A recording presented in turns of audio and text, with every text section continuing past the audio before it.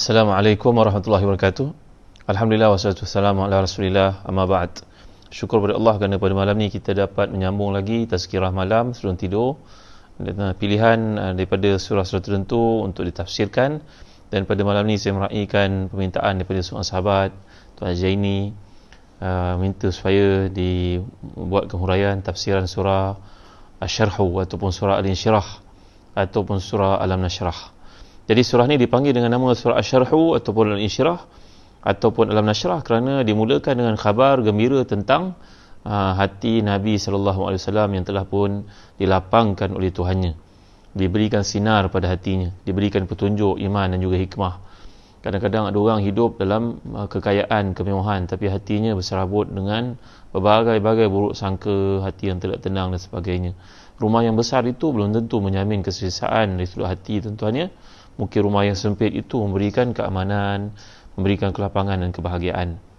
Jadi surah Duha ini diturunkan oleh Allah SWT berikutan dengan Nabi SAW dan para sahabat yang telah pun dicela, dianiaya, dizalimi, dinafikan hak dan dituduh sebagai pengganggu ugat, memecah belah masyarakat, dan kemudian ditambah pula dengan tuduhan orang-orang musyrikin ni berkata bahawa Nabi SAW membawa Islam ni untuk mencari pengaruh dan mencari kekayaan.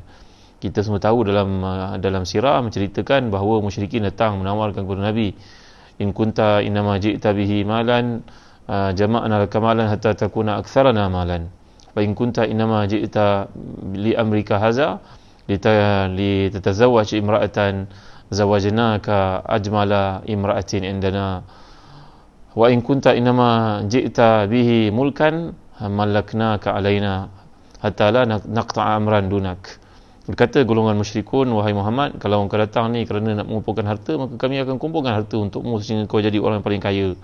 Kalau engkau datang dengan urusan agama yang baru ini kerana engkau gilakan mana-mana perempuan, kami akan kahwinkan engkau, wahai Muhammad, dengan mana-mana perempuan yang paling cantik yang kau pilih. Kalau engkau ini datang kerana gilakan kuasa, maka kami akan jadikan kau raja, walaupun kami orang Arab ni memang tidak ada raja pada masa itu. Jadi kami akan menjadikan kau pemimpin dan kami tidak akan buat keputusan melainkan dengan keridaan dan restu wahai Muhammad. Tapi Nabi menolak semuanya sekali, dan golongan musyrikun dengan sebab itu telah pun berusaha untuk membunuh Nabi kita SAW dalam peristiwa yang kita semua maklum.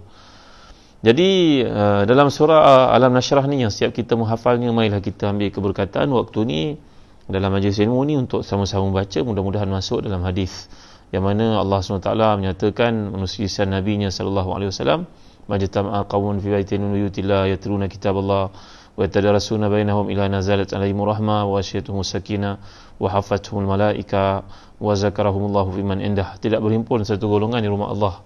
Kita bukan berada di rumah Allah, tuan-tuan. Rumah Allah dikunci pada ini. Sedih kita, tuan-tuan, kan? Bagi yang tak pernah sembahyang berjemaah, tak rajin sembahyang berjemaah, lepas ni bila keadaan pulih, pergilah ke masjid. Masjid manggil-manggil kita sebenarnya. Jadi dalam hadis ini mengatakan tidak berhimpun satu golongan di rumah Allah untuk membaca ayatnya, melainkan Allah beri pada mereka ni 4 kelebihan: rahmat, sakinah, doaul malaikah dan juga zikrullah. Allah beri padanya 4 kelebihan. Yang pertama dapat rahmat dari sisi Allah, yang kedua dapat sakinah, itu ketenangan, yang ketiga didoakan oleh para malaikat, yang keempat disebut-sebut mereka ni oleh Allah di sisi hamba-hambanya yang mulia. Kalaulah kita ni mendapat sebutan kemuliaan di kalangan raja, orang penting, pemimpin, tentu kita gembira, kan, tuan-tuan? Ini kan pula kita dapat sebutan yang mulia di sisi Allah SWT yang memiliki segala-galanya. Kalau kita sebut kesihatan, Allah yang beri; sebut kekayaan, Allah yang beri; sebut perkahwinan, Allah yang beri; sebut anak, Allah yang bagi, maka rebutlah kita kasih sayang Allah. Baik, firman Allah SWT dalam surah Asy-Syarh ini, a'udzubillahi minasyaitonirrajim, bismillahirrahmanirrahim, alam nashrah laka sadrak wa wada'na anka wizrak alladhi anqadha dhahrak wa rafa'na laka dhikrak fa inna ma'al usri yusra inna ma'al usri yusra fa idza faragta fansab wa ila rabbika farghab. Seperti biasa saya pakai tafsir Munir. Tafsir ini, tuan-tuan, yang saya galakkan tuan-tuan untuk buat investment, membuat satu jambatan hubungan kita memahami kalam Tuhan, tuan-tuan, ya. Hari-hari yang gersang, hari-hari yang penuh ujian seperti sekarang ni, hari yang kita tak dapat nak pergi kerja, kalaulah ada kitab tafsir ni kat rumah, boleh kita baca bersama anak-anak, bersama isteri contohnya. Baik, Bukankah kami telah melapangkan dadamu wahai Muhammad, dan kami telah menurunkan beban daripadamu dan memberatkan belakangmu, dan kami tinggikan sebutan namamu wahai Muhammad. Maka sungguhnya bersama kesulitan ada kemudahan. Maka bila engkau telah selesai di satu-satu urusan, tetaplah bekerja keras untuk urusan yang lain, dan hanya kepada Tuhanmu lah engkau kena berharap. Jadi dalam ayat ini memberi satu jaminan kepada Nabi kita SAW tentang kelapangan hati, ketenangan fikiran, tidak ada beban dalam hidup. Kita semua sedia maklum bahawa Nabi SAW pernah dioperasi oleh Allah SWT masa baginda masih kanak-kanak, semasa duduk di rumah Halimah Sa'diyah. Itulah dalam kisah-kisah yang kita baca dalam Maulid sebagai contohnya, bila Rasulullah main dengan kakak dan abang sesuanya, tiba-tiba datanglah Jibril Mikail dengan rupa lelaki yang tegap, menangkap Nabi, membaringkannya, membelah dada Nabi SAW. Nabi pernah menunjuk kesan jahitan itu kepada Anas bin Malik sebagai contohnya. Boleh kita baca dalam kitab Kenali Rasul kita Muhammad sallallahu alaihi wasallam sebagai contohnya, iaitu Syama'il Muhammadiyah. Jadi Nabi kita telah dibersihkan hati baginda beberapa kali. Kita lihat penjelasan yang dikemukakan oleh para ulama, contohnya Al-Imam Syekh Wahbah Zuhaili dalam tafsir beliau, tuan-tuan ya. Jadi Al-Imam Fakhruddin Ar-Razi, nampak Al-Imam Wahbah Zuhaili membawa pandangan para ulama salaf di kalangan mufassirin untuk mengupas, memperdalamkan perbincangan tentang sesuatu konteks ayat ya. Maka Al-Imam Al-Fakhruddin yang tafsirnya, tafsir Kabir, berkata bahawa sebelum Nabi dilantik, baginda telah pun dibelah dada baginda. Ini namanya irhas. Seseorang manusia sebelum menjadi Nabi berlaku perkara-perkara pelik, ajaib yang berlaku pada beliau, kepada baginda. Contohnya Nabi kita sallallahu alaihi wasallam tak kala datang ke rumah Halimah Sa'diyah, kabilah itu asalnya kering kontang, tiba-tiba jadi subur. Masa itu Nabi belum dilantik lagi, masih kanak-kanak, masih baby lagi. Jadi pada masa itu ia bukannya mukjizat, ia irhas. Begitu juga dada Nabi telah dibedah, dikeluarkan, dibersihkan dengan air Zam-Zam. Ini namanya irhas. Ini bukannya mukjizat. Mukjizat selepas sah pelantikan baginda sebagai Rasulullah. Jadi penyucian darah hitam dalam hati baginda itu merupakan tanda bahawa hati tersebut ada kecenderungannya untuk melakukan perkara-perkara maksiat. Jika ia dihilangkan, ia menjadi tanda bahawa pemilik hati itu telah pun maksum, iaitu terjaga daripada melakukan dosa. Jadi kami hilangkan daripadamu wahai Muhammad apa yang sebelumnya yang berserabut dalam hatimu, yang memberatkanmu, dan juga perkara-perkara yang dipanggil dalam Islam sebagai tarku aula, menyelisih perkara yang utama. Begini tuan-tuan, Nabi-Nabi tidak melakukan dosa, tapi mereka mungkin berbuat kesilapan dalam perkara-perkara tak berkait dengan dosa. Ini adalah ijtihad. Sebagai contohnya, Nabi SAW memberikan kebenaran kepada munafikun untuk tidak turut serta dalam perang Tabuk, sedangkan itu tidak dibenarkan oleh Allah. Nabi benarkan. Mereka ada alasan, datang membawa alasan, maka Nabi bebaskan. Begitu juga dalam perang Badar, ketika musuh-musuh ditawan, maka Nabi cenderung pada pendapat Abu Bakar, iaitulah yang ditawan itu hendaklah menebus diri mereka. Kalau mereka orang kaya, keluarga datang bayar duit, mereka dibebaskan. Kalau mereka itu pandai, mereka mengajar anak-anak orang Islam di Madinah sampai boleh mengira, membaca, akhirnya mereka akan dibebaskan. Tapi pandangan Umar yang lebih tepat, menepati apa yang ada di sisi Allah, iaitu membunuh sahaja sepatutnya tawanan-tawanan perang itu. Maka Nabi yakuna lahu asra hatta yuskhina fil ard. Maka Allah menegur Nabi kita SAW atas kesilapan keputusan yang dibuat itu. Begitu juga kita baca surah Abasa. Abasa wa tawalla an ja'ahul a'ma. Kisah ini berkaitan dengan Nabi kita SAW meninggalkan yang lebih utama, iaitu Nabi telah pun melayan golongan musyrikun yang kaya raya dengan harapan mereka masuk Islam dan memberikan kekuatan kepada umat Islam. Nabi meninggalkan kedatangan seorang sahabat, Nabi tidak melayannya, belum ada kesempatan untuk melayannya, namanya Abdullah bin Ummi Maktum. Jadi ini kesilapan-kesilapan yang berlaku, ini bukannya dosa. Jadi bila Allah SWT bersihkan hati Nabi kita SAW beberapa kali, termasuklah sebelum baginda di Isra' Mi'rajkan, telah kita bincangkan sebelum ni dalam tafsir surah Isra', maka itu namanya pembersihan hati baginda SAW, bukan bersih daripada dosa, maksiat. Seseorang Nabi memang maksum daripada ini. Jadi dibersihkan hati itu daripada kecenderungan membuat perkara yang silap. Ini kata para ulama tafsir, contohnya dalam tafsir Al-Munir yang ada di tangan saya pada waktu ini. Jadi inilah dia maksud ayat Allah Subhanahu wa taala, allazi anqadha zahrak, yang memberatkan belakangmu wahai Muhammad sallallahu alaihi wasallam.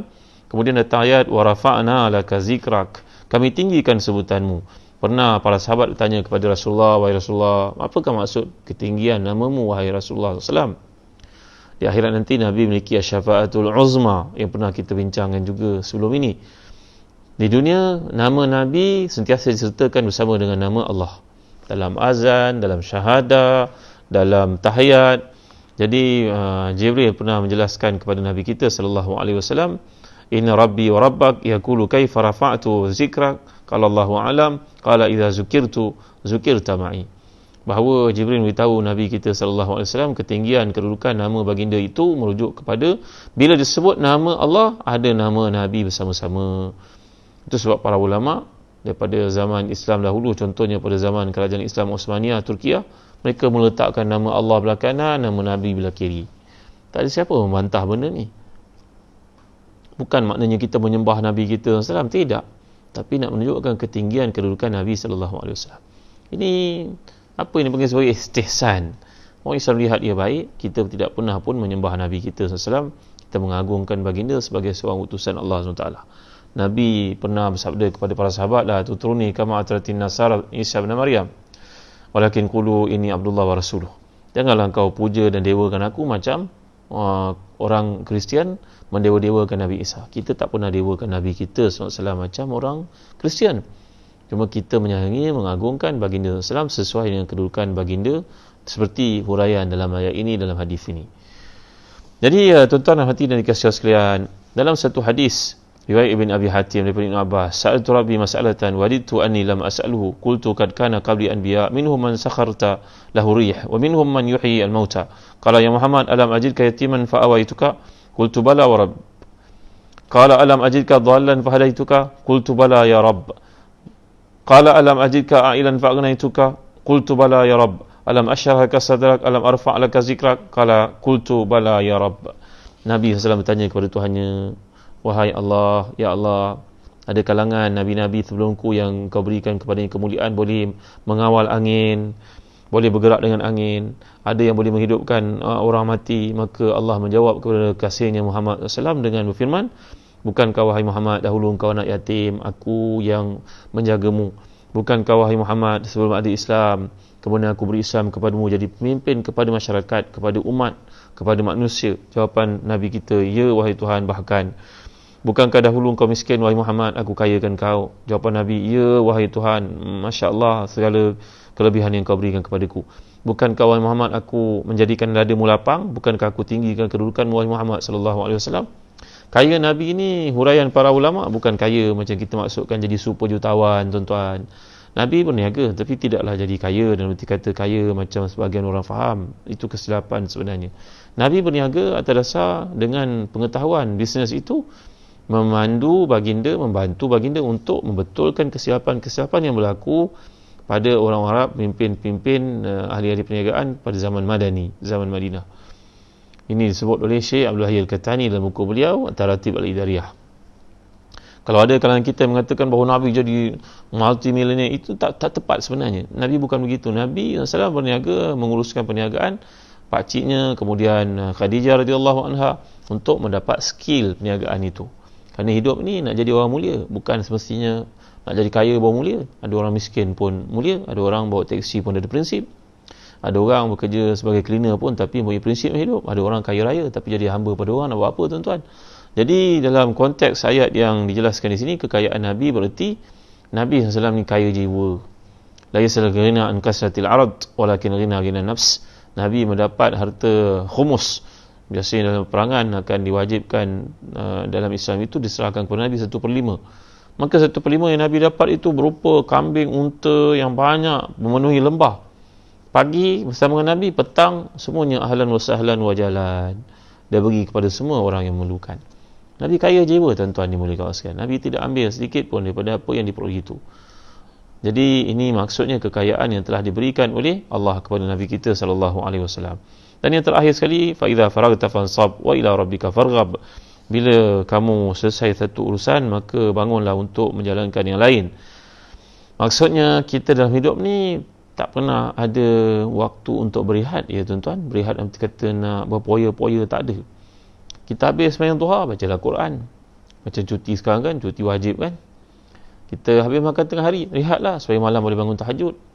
Nanti lepas mungkin ada benda-benda yang perlu kita buat, tengok anak punya pelajaran, bimbing mereka dan sebagainya, baca Al-Quran. Maka hidup itu merupakan satu perjalanan tanpa henti.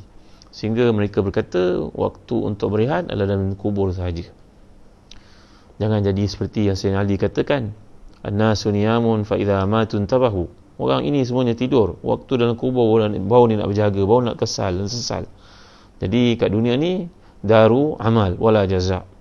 Dah mati besok daru jaza' wala amal. Kat dunia adalah masa untuk bekerja. Apa sahaja benda buat. Jangan henti. Jangan duduk melanguk-languk, terbaring, baca WhatsApp sampai berjam-jam, tengok Facebook, tengok sikit-sikit sudahlah. Kerana orang ni tak ada komitmen, tak ada kerja. Ini tuan-tuan dan rahmati dan dikasihi sekalian, hidup ni penuh dengan produktiviti. Al-Imam Nawawi dalam kitab beliau Riyadhus Shalihin letakkan dalam satu bab, kasratu fi bayan kathrati turkil khair. Dalam hidup ini terlalu banyak pintu-pintu kebaikan untuk dilakukan. Dan satu lagi perkara berkaitan dengan surah Asy-Syarh ni menarik, fa inna ma'al usri yusra, inna ma'al usri yusra. Sungguhnya bersama dengan kesulitan ada kemudahan, bersama kesulitan ada kemudahan. Kalau kita belajar bahasa Arab, mereka mengatakan bahawa lan yaghlib al-usru yusraini. Bahawa satu kesusahan tidak akan mengatasi dua kemudahan. Kerana kalau kita belajar bahasa Arab, perkataan yusran yang Allah gunakan dalam ayat kelima dan keenam ini, yusran dua kali. Yusran ni dipanggil nakirah. Nakirah maknanya benda yang tidak spesifik. Lawan kepada al-usr. Al-usr tu Allah sebut dengan alif lam, makrifah. Jadi makrifah ada satu, nakirah ada dua. Jadi gembiralah kita dalam kehidupan ini, kesusahan yang berlaku cuma sekali saja. Pasti lepas kesukaran nanti ada kesenangan. Pasti Allah janji lepas kesulitan itu ada kemudahan. Kita yakin ataupun tidak. Janganlah kita mentafsirkan kemudahan itu harta banyak, hidup senang, lenang, boleh terbang sana sini business class. Kalau kita fikir macam tu, memanglah hati kita sempit, tuan-tuan. Tapi cuba kita fikir nikmat sihat yang Allah berikan, nikmat boleh berkata-kata. Tuan-tuan tengok doktor-doktor dan nurse-nurse ini yang berkampung di hospital. Allah beri rahmat, keberkatan, kesihatan, kebaikan, pahala yang melimpah ruah untuk mereka. Anak-anak yang menjadi aset untuk mereka nanti, ganjaran daripada Allah. Tuan-tuan tengok ujian mereka kan. Mungkin kan kita tidak ditimpa ujian seperti itu. Maka bersyukurlah kepada Allah SWT, kita tidak ditimpa ujian, ada orang sakit dan sebagainya. Maka hendaklah kita banyak bersyukur kepada Allah SWT. Yang terakhir saya nak sebut pada kali ini dalam Tafsir Munir memekakan kepada kita tentang fiqh kehidupan. Indahnya Tafsir Munir ni tuan-tuan, kerana ada satu bahagian setiap tafsiran itu ada fiqh kehidupan. Bagaimana kita mengamalkan ayat itu dalam konteks kehidupan. Kena sinkronkan dengan hidup kita. Jangan kita beranggapan ayat itu isolated daripada kita, hidup 1400 tahun tak ada kena dengan aku. Maka rugilah kita, tuan-tuan. Jadi macam ahlu kitab yang hanya beramal dengan ayat yang disuka, meninggalkan yang dia tak suka. Sedangkan semua itu kena untuk dirinya. Jadi fikah kehidupan yang dibentangkan oleh almarhum Syekh Dr. Wahbah Zuhairi dalam kitab beliau ni menjelaskan yang pertama, ini kenikmatan-kenikmatan yang Allah berikan kepada Nabi SAW. Di samping kenikmatan yang dinyatakan dalam surat Duha, iaitu dalam kenikmatan yang digambarkan di sini, lapangkan hati, menghilangkan rasa berdosa, rasa membuat kesilapan yang ada dalam Nabi SAW. Walaupun Nabi bebas daripada segala dosa, tetapi baginda kadang-kadang rasa kesal atas satu benda yang berlaku, adalah kerana keputusan yang dibuat itu tidak begitu tepat. Kemudian pemuliaan nama, jiwa dan kedudukan baginda di dunia juga akhirat. Dan seterusnya Allah Taala memberikan banyak kemudahan kepada hamba. Jadi janganlah kita merasakan bahawa kesulitan itu akan berkekalan dalam hidup. Setiap kali panas mesti ada hujan selepasnya.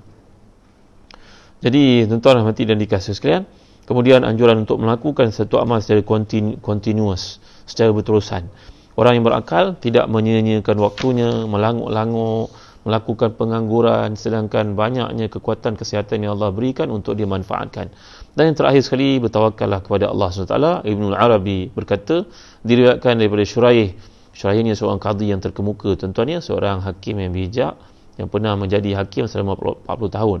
Bahawasanya dia melalui satu golongan yang bermain pada hari raya, bersonok-sonok pada raya. Lalu dia berkata, perkara ini tidak diperintahkan oleh Allah. Pendapat tersebut dikritik kerana pada zaman Nabi dahulu, orang-orang Habsyi bermain-main bermain berseronok, main alat muzik sebagai contohnya, pada musim perayaan, lalu perkara itu ditegur oleh Abu Bakar Siddiq radhiyallahu anhu yang muncul secara tiba-tiba di rumah putrinya Aisyah radhiyallahu anha. Kemudian Nabi telah menegur Abu Bakar dengan kata, sungguhnya ini merupakan satu perayaan, berilah peluang pada mereka untuk berseronok. Ini dalam hidup ni ada waktu untuk kita berseronok, bergembira, bukan straightforward sahaja. Ada waktu untuk kita gembira, ada waktu untuk kita serius, ada waktu yang kita kena ingat waktu ibadah kepada Allah masih bersungguh-sungguh. Mudah-mudahan Allah memberkati kita, mudah-mudahan Allah beri kefahaman kepada kita. Banyaklah mengamalkan doa, tuan-tuan. Antara doa Nabi kita sallallahu alaihi wasallam iaitulah Allahumma ghfirli zanbi kullahu diqqahu wa jillahu wa awalahu wa akhirahu wa alaniyatahu wa sirrah. Cuba ikut saya baca. Allahumma ghfirli zanbi kullahu diqqahu wa jillahu wa awalahu wa akhirahu wa alaniyatahu wa sirrahu. Sekali lagi, Allahumma ghfirli zanbi kullahu diqqahu wa jillahu wa awalahu wa akhirahu wa alaniyatahu wa sirrahu. Doa ni Nabi sentiasa amalkan dalam sujud. Kalau kita nak baca la ilaha illa anta subhanaka inni kuntu minaz zalimin, sebenarnya yang tepat doa itu dibaca ketika kita dalam kesulitan. Cuba rujuk balik semula kuliah saya yang lalu tentang doa Nabi Yunus dalam kesulitan. Jadi yang sebenarnya Nabi amalkan dalam sujud, Allahumma ghfirli zanbi kullahu diqqahu wa jallahu wa awalahu wa akhirahu wa alaniyatahu wa sirrah. Maksudnya, ya Allah, ampunkan bagiku dosaku semua sekali, ya Allah, yang kecil, yang besar, yang awal, yang akhir, yang zahir dan juga yang batin. Sekian dari saya untuk malam ni. Mudah-mudahan menjadi satu halu telinga, dapat kita satu motivasi untuk beramal. Kenang saya dalam doa tuan-tuan. Moga Allah beri kesihatan kepada kita, orang yang kita sayangi, keluarga kita, anak-anak kita, pasangan kita, keluarga kita, sekalian orang yang buat baik pada kita dan orang yang buat silap pada kita, doktor-doktor kita, nurse-nurse kita, orang bertugas di hospital, pesakit-pesakit kita. Moga Allah mengangkat azab, Allah mengangkat musibah, mengangkat ujian ni daripada kehidupan setiap kita. Wallahu a'lam, sallallahu ala sayyidina Muhammad wa ala alihi wasahbihi wasallam. Walhamdulillahirabbil alamin. Wa barakallahu fiikum. Wassalamu alaikum warahmatullahi wabarakatuh.